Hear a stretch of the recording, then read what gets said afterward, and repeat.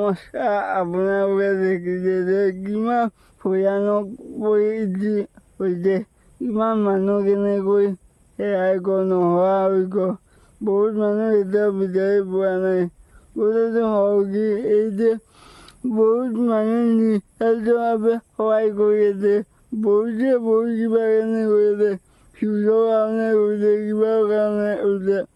আচলতে এইবোৰ ফিউজ লাইটৰ কাৰণে কোৱা কাম নহয়, এনে মানুহে কৰিছে, সঁচা মনেৰে কৰিছে। কোনোবাই গৈ কৰিছে, কোনোবাই পইচা দি সহায় কৰিছে। মূৰত যি বাৰু NGO অকণমান চেষ্টা কৰিলোঁ, সৰুকৈ যিহেতু ইমানটো যাব নোৱাৰোঁ। মানুহৰ কথাটো সৰকি এনেকৈ দেখি ভাল লাগিলে যে মানুহে মানুহৰ বাবে এতিয়াও আছে। মানুহৰ সহায় কৰা মানুহ এতিয়াও নোহোৱা হৈ যোৱা নাই। মানুহৰ দুখ মানুহে বুজি পায়। এইবোৰ দেখি ভাল লাগিছে। যিখিনি মানুহে বিতৰ্কিত কৰিব, সেইখিনি মানুহ বিতৰ্কিত কৰিয়ে আছে বাৰু। তাৰ মাজতে বহুত মানুহে সহায় কৰিছে, দেখি ভাল লাগিছে। মানে মানুহে কেতিয়াও অকলশৰীয়া হ'ব দিয়া নাই।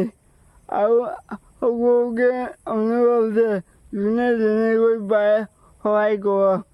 একো সহায় কৰিব নোৱাৰিলেও ভগৱানৰ ওচৰত প্ৰাৰ্থনা কৰক, যাতে সকলো শুদ্ধ থাকে, যাতে আগলৈ হয়।